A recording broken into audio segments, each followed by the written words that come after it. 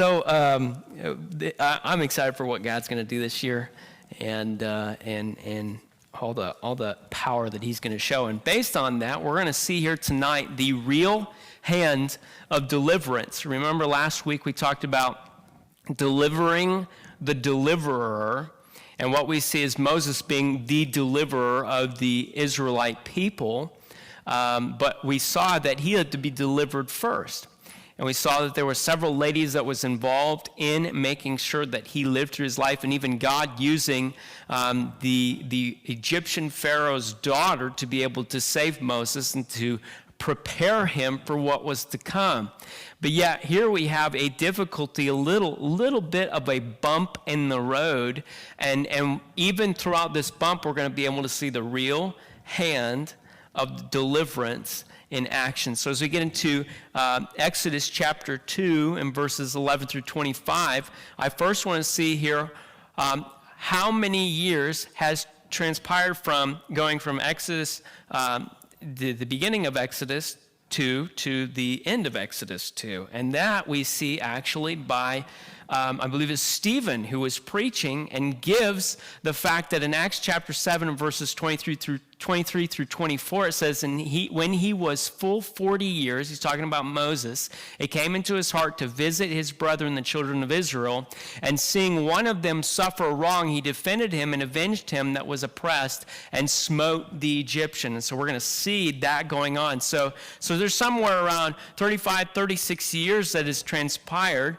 okay, depending on what age he was let go from his actual mother, he was weaned from her, to go to the Egyptian Pharaoh's daughter, to be able to be trained up and to live in her household up until this point. This is quite a bit of years that's transpired. What happened since then? I mean, did he do well in his schoolwork? Like, what happened? I mean, did he get a 4.0 GPA in the Egyptian literature? What happened? Really, it's not stated, but yet he survived this long, and he's well enough within the Egyptian hierarchy to where he's still in existence. I mean, they could have killed him off knowing that he was a Hebrew, but yet God has sustained him throughout this time, okay? So as he's moving through this, there's one thing that as you continue to study Exodus, there's this matter of identity.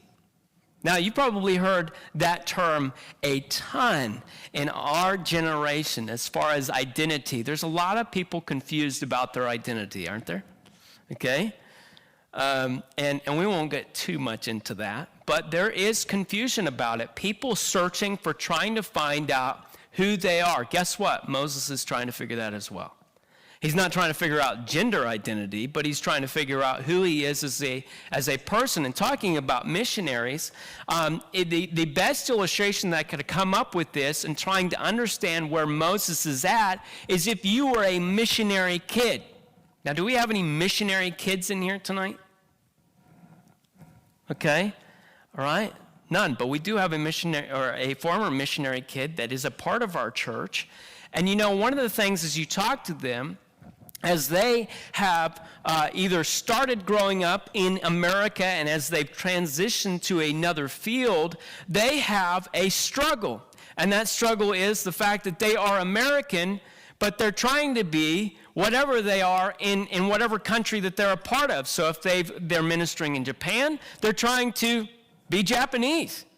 Okay? They're trying to mix into the culture, and they feel absolutely lost. Well, the Americans, they really don't accept me because when I go back, I do weird things. I do Japanese culture. I do Kenyan culture. I do all these other cultures, and I don't really relate to them as much as if I actually grew up within their culture, but yet when you go to whatever country you're in, then you feel a little bit lost there. So, well, they know that I'm American. And when I try to do what they do, it doesn't always quite fit, and so I feel lost. I've talked to missionary kids, that's what they've expressed. I've roomed with a missionary kid for 2.5 months, and that's exactly what he expressed. And after he came back to America, he still struggled. He was longing to come back to America, and when he did, he still felt lost. Okay, here we have Moses, a Hebrew, who he does know where he came from. You'll see that tonight as we jump into verse number 11.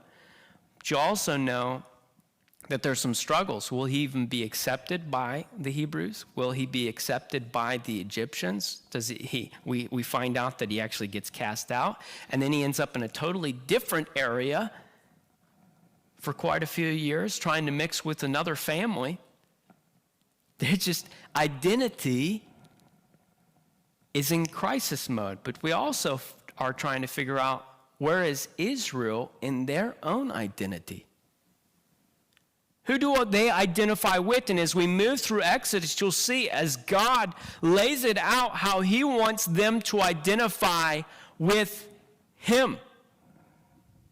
And as what feels like chaos, when it feels like there's crisis mode, when it feels like I'm a little bit lost in this area, can I find my identity in him when all of the other identities in this world don't seem like they fit? As we move through Exodus, you'll see more of what's happening in this situation. But here at the end of tonight, you'll find Moses, a stranger in a strange land. But you know, amongst all of this, you'll see God's development of a character trait within Moses. Compassion.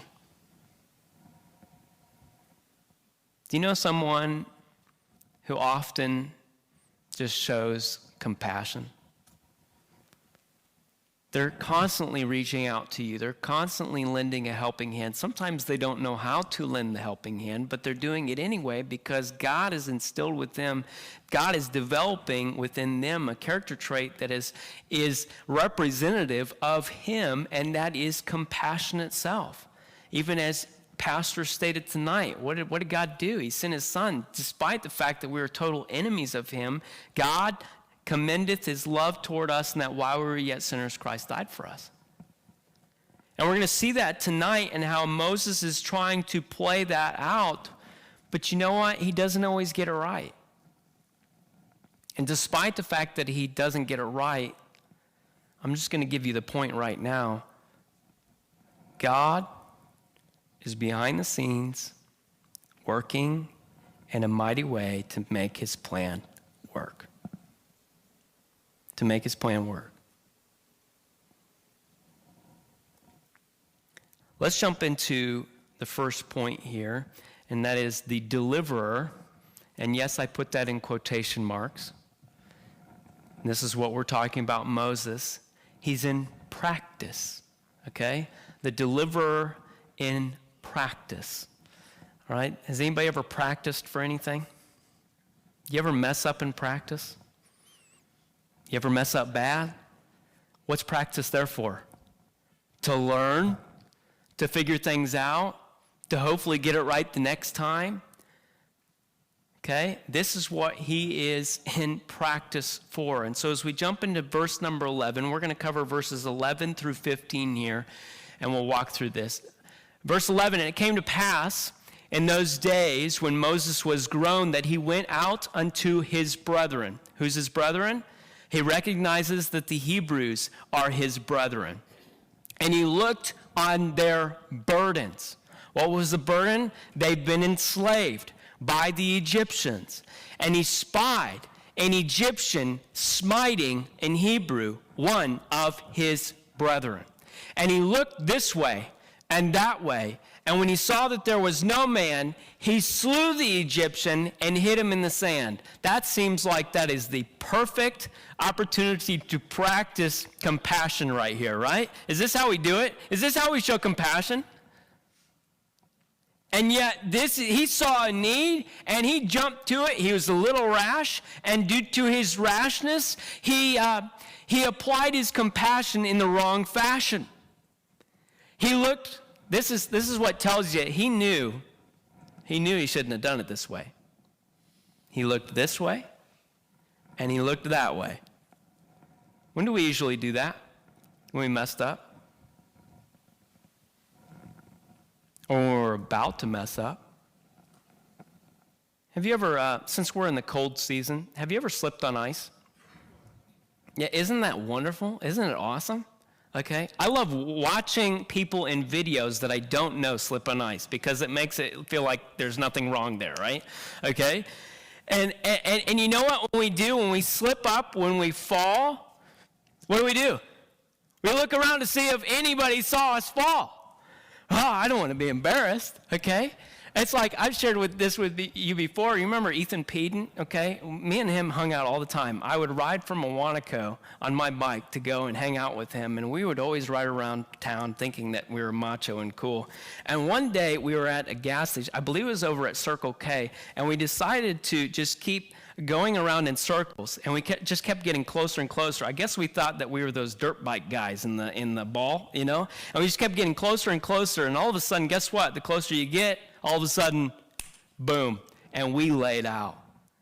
We laid out. You know what the first thing that I thought? You know what the first thing that I did? It wasn't, ow, that hurt. Are you okay? No, it was like, did anybody see that? Man, we are idiots. Why are we doing this? And I looked up, and I didn't see anybody around, but you know what I saw? A camera. And I'm thinking in my head, somebody's watching this and laughing hysterically. And I'm going to end up on America's Funniest Home Videos, and I won't even get the money for it because somebody else is going to turn it in. That's as bad as it is. But when we mess up or when we're about to mess up, we look to make sure nobody's watching. And that's exactly what he did. And he went in and he killed the man. Now get this. This is the first act of Moses trying to deliver his people. But with his own power, with his own wisdom, with his own timing, with his own method. And in this first act, we will see him fail miserably.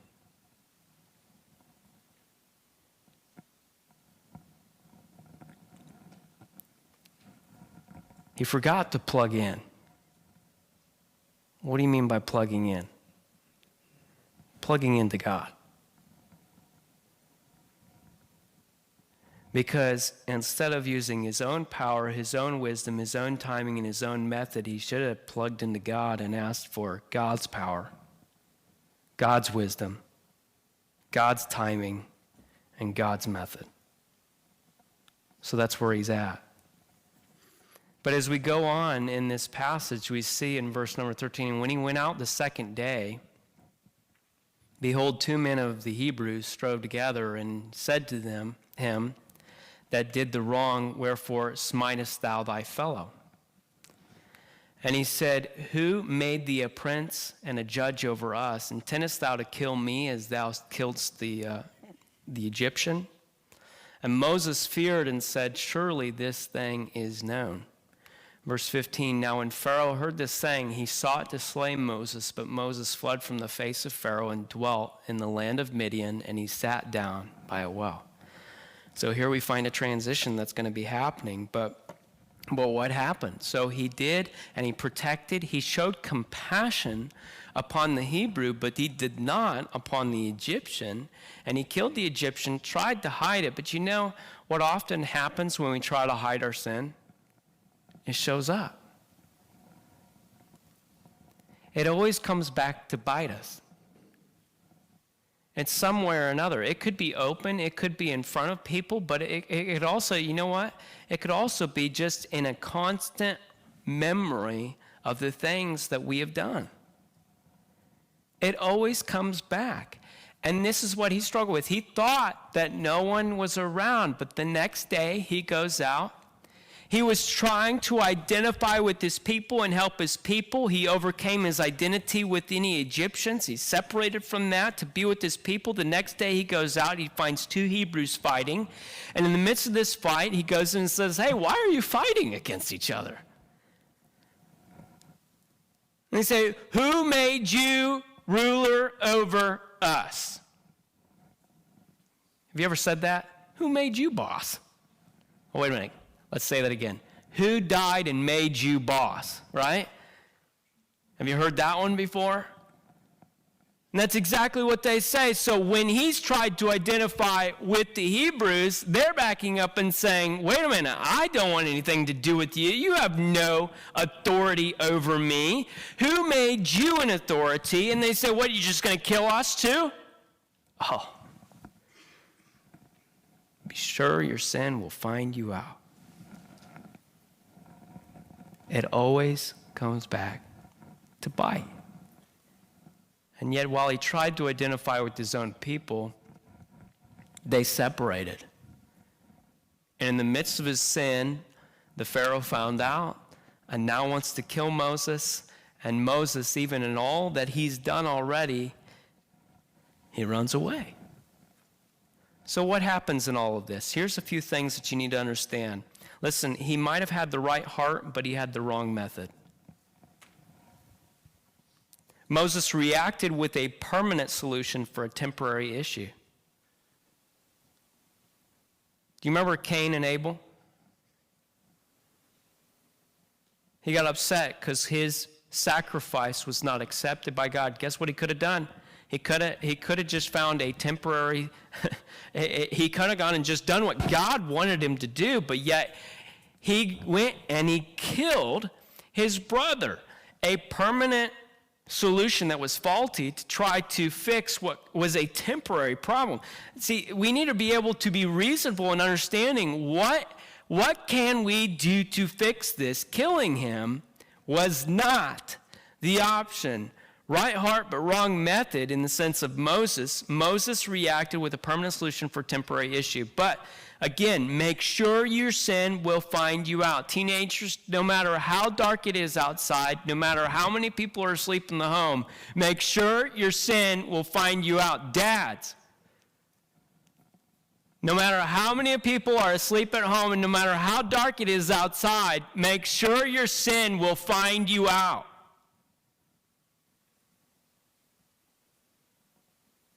In fact, everyone.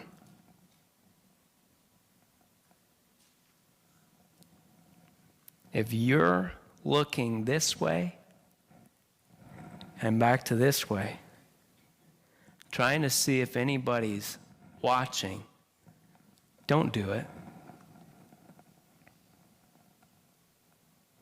Even if it's a good thing, if you're looking around to see who's watching, you do a good thing, don't do it. Because where should that glory go? God. Not to me. If we have to look one way and the other, that should be a cancel out of decision that I'm trying to make. You know, lack of discernment and choices causes fear for those around you because he wasn't discerning, and then these Hebrews decided, hey, I don't know if I can trust this guy. This guy makes some pretty rash decisions. Remember that as you make choices.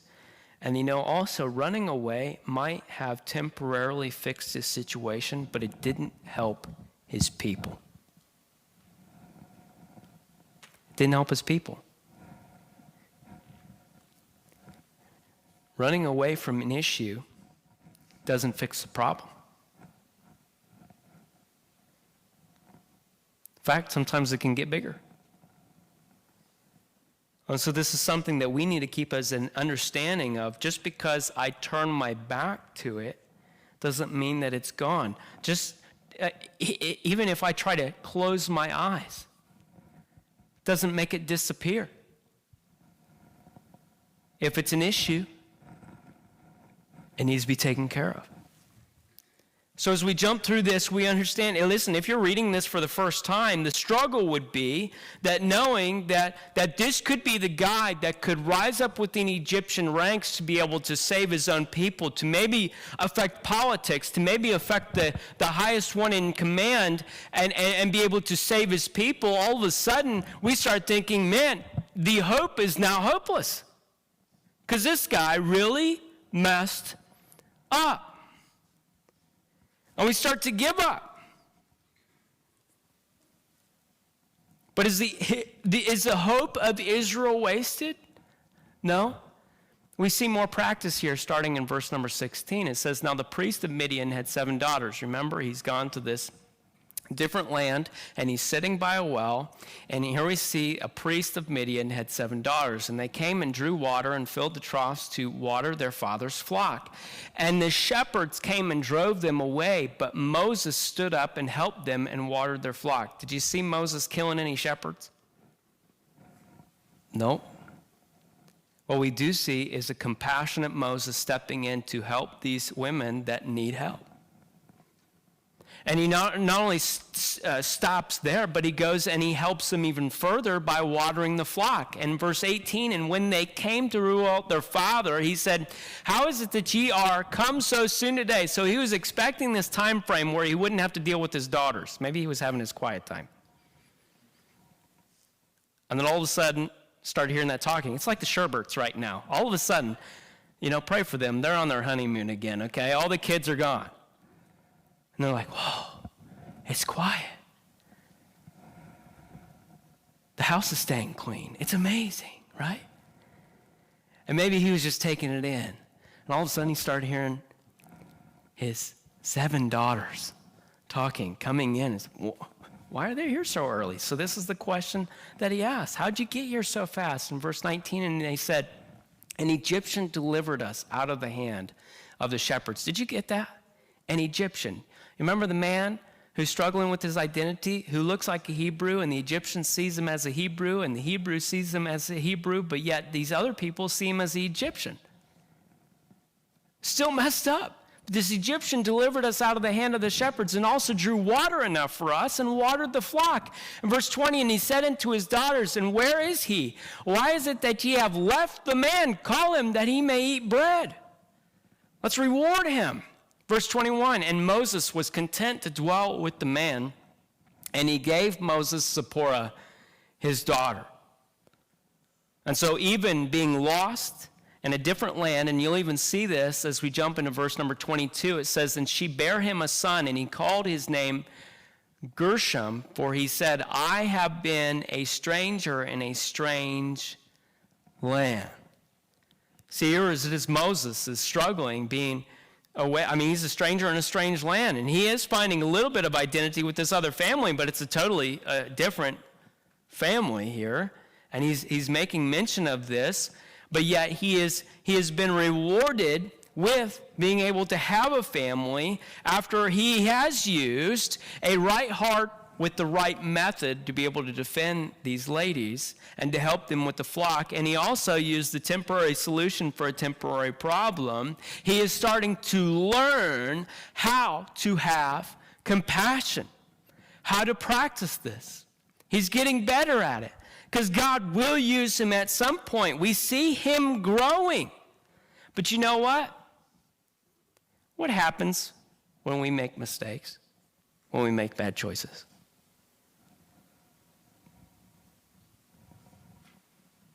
Does God smite us down and we're just gone after one bad choice? I can think of it this way. I like to use my children at this point. I can. When they become teenagers, I won't be able to, right? My son likes to play soccer. Okay? And he practices when practice is going on, but they really don't get very serious about soccer at his age. They really just don't, okay? And in fact, it's quite funny, it's quite entertaining to watch 5-year-olds play soccer. Because if they want that ball, they will bend down and pick it up. And then they'll run, okay? But you know what? When they're out on the field, they make a lot of mistakes. And that's okay. But I'm the kind of dad,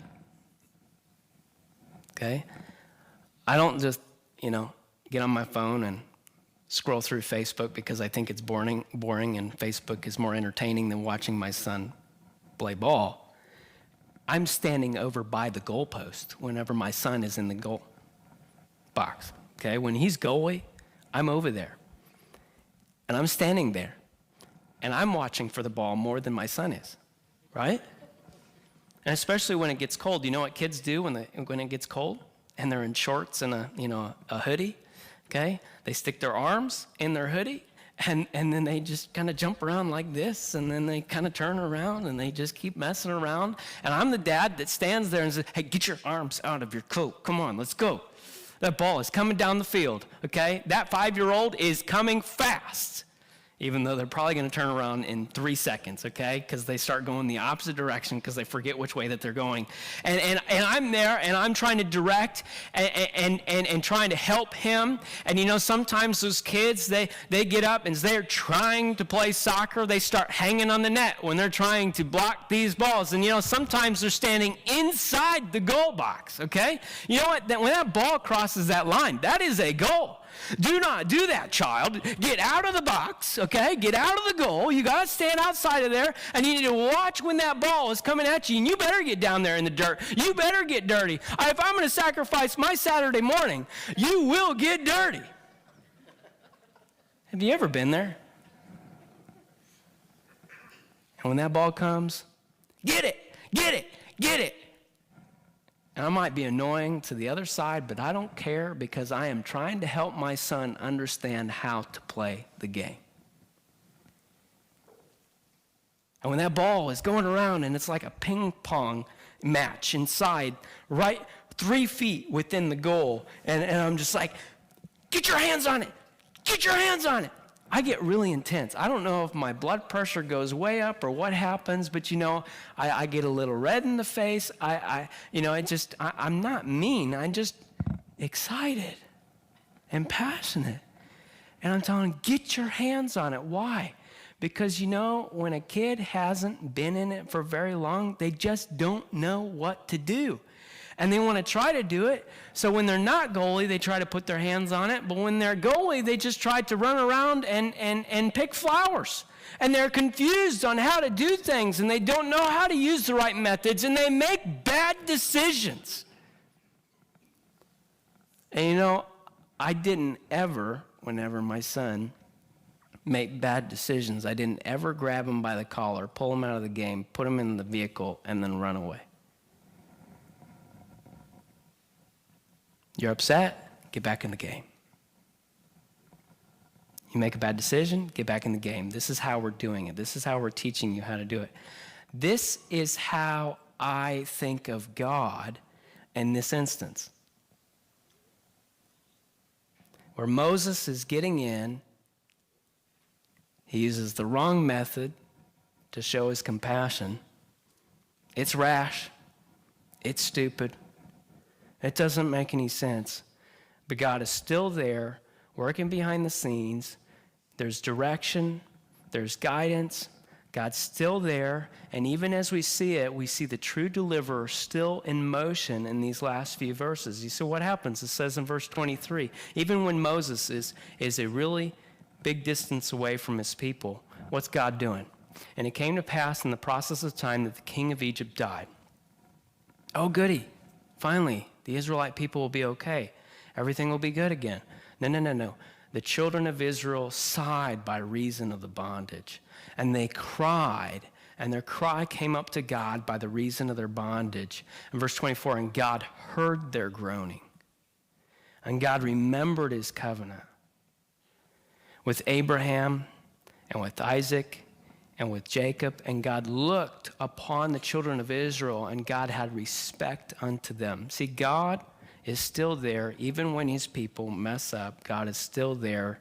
He's still making things happen. He's still guiding. And when we see him in the future chapters, we'll see as he comes and he's talking to Moses, and Moses is making a lot of stupid excuses. He's still there guiding and directing and providing because he's God. He's in control. He knows who we are.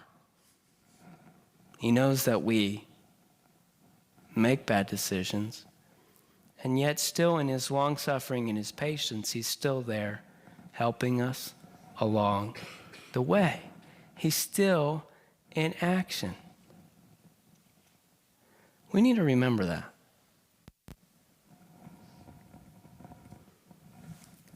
Kids, have you sinned before? Yep. Can God still use you? Yes. Will you sin again? Yeah. Will you do it wrong? Yeah. God's still there. Teenagers, have you messed up? Mm-hmm. Can God still use you? Yeah. Can God still train you? Can God still bring you up? Yes, he can. And he can use you in a mighty way. And even though we misapply, and even though we misunderstand timing, and we misunderstand methods, and we misunderstand and try to do it in our own power and our own wisdom, yet God is still there, and we can plug into him, and he can use us in a mighty way to do his plans. We just need to submit to that. Teenagers, stay in.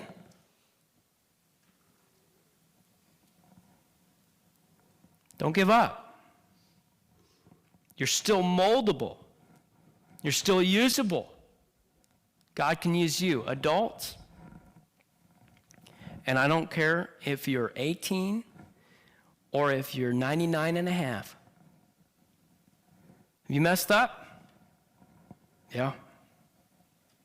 If we try to do it in our own power and our own wisdom and our own methods and our own timing, yep. Can God still use you? Yeah.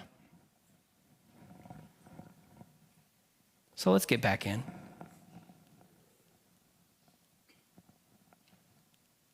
Have you tried to sideline yourself lately?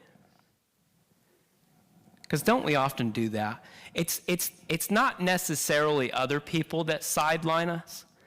It's ourselves that sideline us. Oh, I didn't do it right. I messed up. I came up short.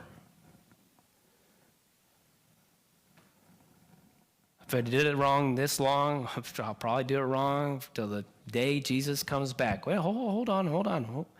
Who's bigger than you? Who's in control? Who's got this? Have you plugged in? I used this a couple weeks ago. Say, God, put me in. Put me in, coach. Put me back to work. I've sidelined myself long enough. I'm tired of sitting on the bench. God, use me. And we're going to see what God does with Moses as we keep moving through here. I like this verse, Hebrews 11, 24 and 25. What do we see here? By faith, because that's going to take a lot of faith for Moses to overcome identity, to overcome fear, to overcome himself. By faith, Moses, when he was come to years, refused to be called the son of Pharaoh's daughter, choosing rather to suffer affliction with the people of God than to enjoy the pleasures of sin for a season. Can we be described like that?